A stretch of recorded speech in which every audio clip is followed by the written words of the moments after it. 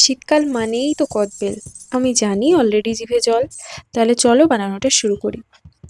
চিনির পরিবর্তে আমি এখানে নিয়েছি খেজুরের গুড়। বিভিন্ন জন বিভিন্নভাবে বানায়। আজকে আমি আমার মতো করে বানাবো। এখানে কিছুটা আমচুর পাউডার, কাঁচা লঙ্কার কুচি, যেগুলো পাকা বেল হয় সেগুলো খোসাতে একটু কালচে ভাব তো থাকে, কেনার সময় সেটা দেখতে হবে।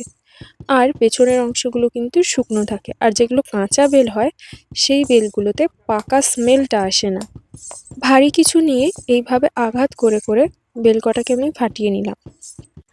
আমি এখানে 4টে বেল ফাটিয়েছি, কিন্তু আমি এই মাখাটা বানিয়েছি 3টে বেল দিয়ে। তারপর পরিমাণ মতো গুড়।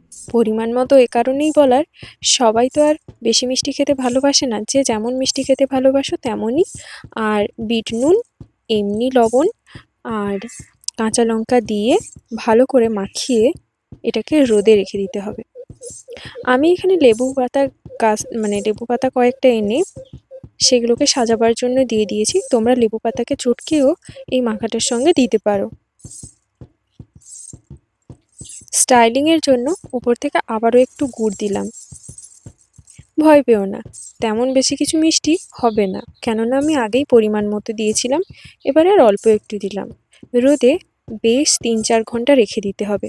তারপর ভাতের সাথে বা এমনি দুপুরে খেতে কিন্তু খুবই ভালো লাগবে।